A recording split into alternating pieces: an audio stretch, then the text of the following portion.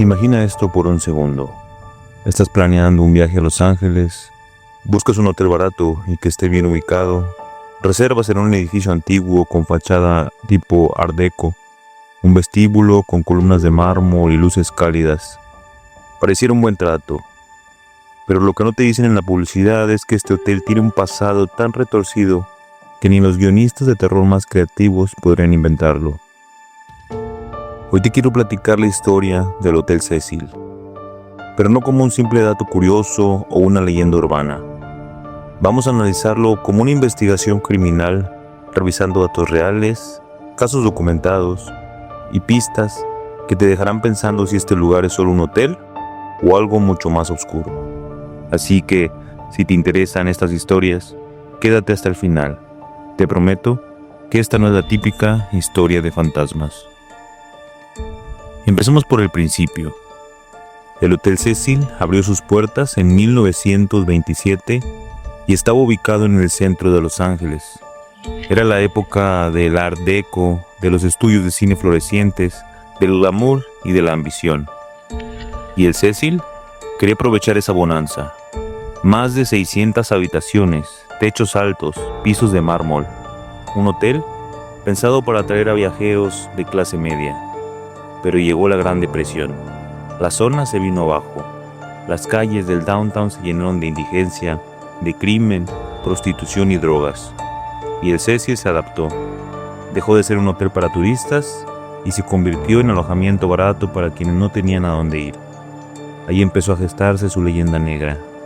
No porque estuviera maldito, en un sentido sobrenatural, aunque muchos así lo creen, sino porque se convirtió en un refugio perfecto para la desesperación humana. Los registros oficiales son claros.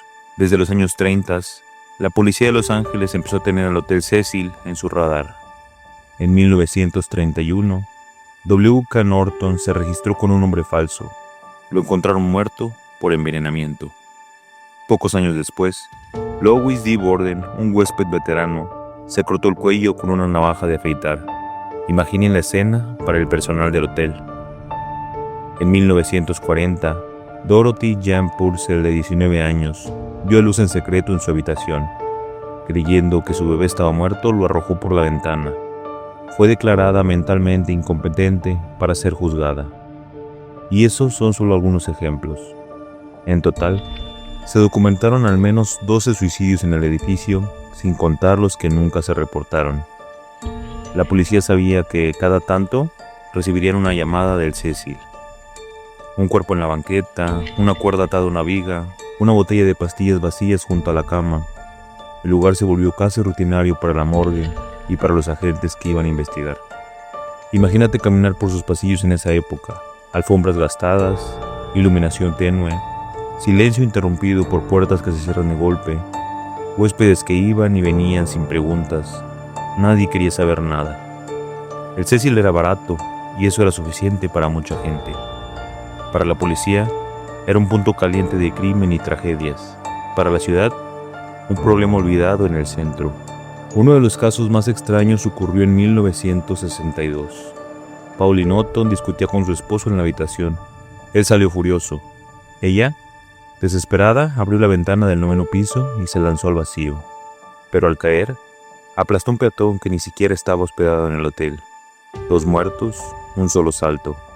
Destino cruel, coincidencia macabra, o el Cecil cobrando su tributo. Historias como esta hicieron crecer su leyenda. Pero el Cecil no solo fue escenario de suicidios.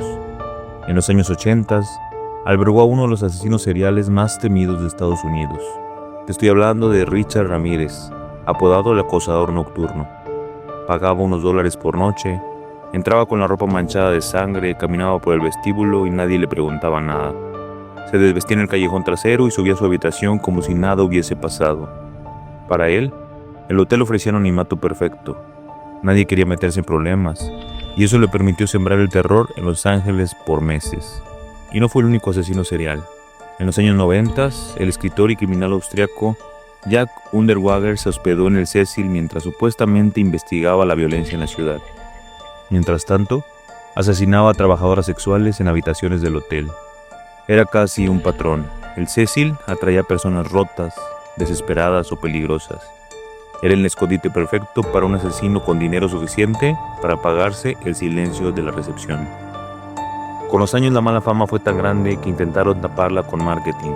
Le cambiaron el nombre a Stay on Main, decoraron con colores vivos, agregaron Wi-Fi, promocionaron precios accesibles para mochileros, pero bajo la pintura fresca seguían los mismos muros manchados de muerte. Y llegó el 2013, el caso que hizo mundial la fama del Cecil. Hablemos bien de Elisa Lam, porque su historia no es solo un video viral, es un caso abierto con preguntas incómodas. Elisa era una estudiante canadiense de 21 años. Viajaba sola buscando aventuras por la costa oeste. Llegó a Los Ángeles y reservó en el Hotel Cecil porque era barato y céntrico. Lo que no sabía era que el lugar tenía un historial de tragedias y de violencia. Los empleados notaron que Elisa se comportaba de forma errática. Algunos dijeron que parecía hablar sola. Otros que se escondía de alguien que no estaba ahí. Su familia luego confirmó que tenía antecedentes de trastorno bipolar. Pero incluso sabiendo eso, lo que pasó después desconcierta. Desapareció sin dejar rastro. La policía la buscó por días, revisaron cámaras, entrevistaron empleados, hasta que salió a la luz el famoso video del elevador. Seguramente muchos de ustedes lo han visto, pero vamos a analizarlo como investigadores. Elisa entra al elevador, se ve nerviosa, pulsa varios botones, como si intentara ir a cualquier piso con tal de escapar. Se asoma hacia afuera, como si alguien la persiguiera.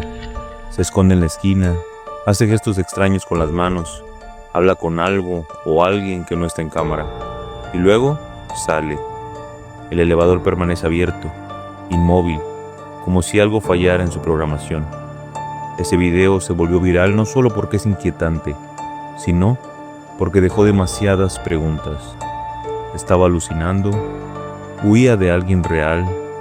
¿Fue un fallo mental o algo mucho más siniestro? No hay forma de saberlo. Días después, los huéspedes se empezaron a quejar del agua. Decían que salía oscura, con mal sabor. El hotel envió un trabajador a revisar los tanques del techo. Ahí la encontró.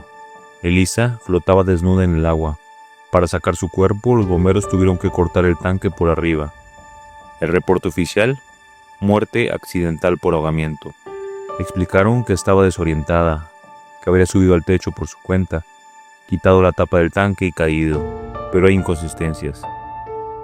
Las puertas al techo tenían alarma, solo el personal tenía la llave, el tanque era alto y pesado, difícil de abrir sola. El hotel nunca dio explicaciones claras. Y así, el caso quedó cerrado pero no resuelto. Un expediente con más preguntas que respuestas.